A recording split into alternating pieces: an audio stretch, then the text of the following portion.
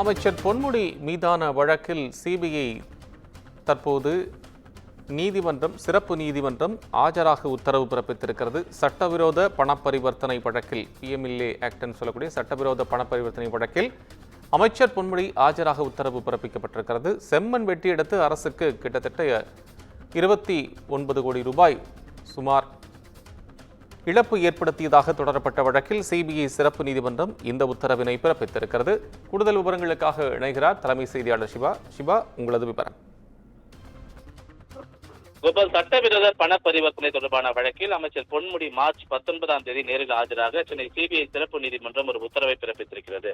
2006-11ஆம் ஆண்டு வரையிலான திமுக ஆட்சியில் உயர்கல்வி மற்றும் கனிம வளங்கள் சுரங்கத்துறை அமைச்சராக பொன்முடி பதவி வகித்த போது விழுப்புரம் மாவட்டத்தில் அனுமதிக்கப்பட்ட அளவை விட அதிக அளவில் செம்மண் வெட்டி எடுத்ததன் மூலமாக அரசுக்கு 28 கோடி 36 லட்சம் ரூபாய் இழப்பு ஏற்படுத்தியதாக பொன்முடி, அவருடைய மகன் கௌதம சிகாமணி, உறவினர் ராஜ மகேந்திரன் உள்ளிட்டோர் மீது 2012 தமிழக லஞ்ச ஒழிப்புத்துறை பதிவு செய்த வழக்கு விழுப்புரம் மாவட்ட நீதிமன்றத்தில் நிலுவையில் இருக்கக்கூடிய நிலையில இந்த வழக்கை அடிப்படையாக கொண்டு அமலாக்கத்துறையினர் அமைச்சர் பொன்முடி மற்றும் அவரது மகன் கௌதம சிகாமணி உள்ளிட்டோரிடம் விசாரணை நடத்திய நிலையில இந்த செம்மண் முறைகேடு தொடர்பாக கிடைத்த பெருந்தொகை அவாலா பண பரிவர்த்தனை மூலமாக வெளிநாடுகளில் உள்ள நிறுவனங்கள் முதலீடு செய்துள்ளதாகவும் கூறி முக்கிய ஆவணங்களும் 13 லட்சம் ரூபாய் மதிப்பிலான பிரிட்டன் பவுண்ட் உட்பட 81 லட்சம் ரூபாய் பறிமுதல் செய்யப்பட்டுள்ளதாகவும் 41 கோடியே 90 லட்சம் ரூபாய் வங்கி நிரந்தர வைப்பீடு முடக்கப்பட்டுள்ளதாகவும் அமலாக்கத்துறை உயர்நீதிமன்றத்தில் தெரிவித்திருக்கிறது.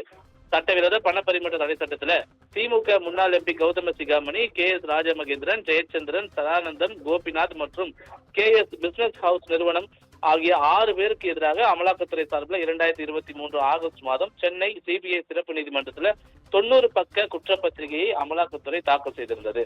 இந்த வழக்கு சிபிஐ சிறப்பு நீதிமன்றத்தில் விசாரணைக்கு வந்தபோது அமலாக்கத்துறை தரப்பில் கூடுதல் குற்றப்பத்திரிகை மற்றும் 26 கூடுதல் ஆவணங்களை தாக்கல் செய்திருந்த நிலையில அதில் அமைச்சர் பொன்முடி, கன்ஃப்ளூயன்ஸ் நிறுவனம் அமன் நிர்வாக இயக்குனர் கௌதம சிகாமணி, KM ஸ்பெஷாலிட்டி மருத்துவமனை அதன் நிர்வாக இயக்குனர் அசோக் சிகாமணி, KS மினரல்ஸ் நிறுவனம் உள்ளிட்டோர் சட்டவிரோதமாக பண பரிவர்த்தனை ஈடுபட்டுள்ளதாக குற்றப்பத்திரிகையில அமலாக்கத்துறை குற்றம் சாட்டியிருந்தது.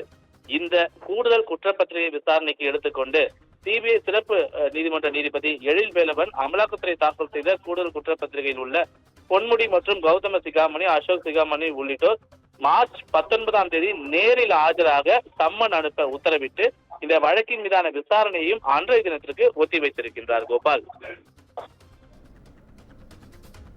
நன்றி சிவா. அண்மை விவரங்களுக்கு நன்றி.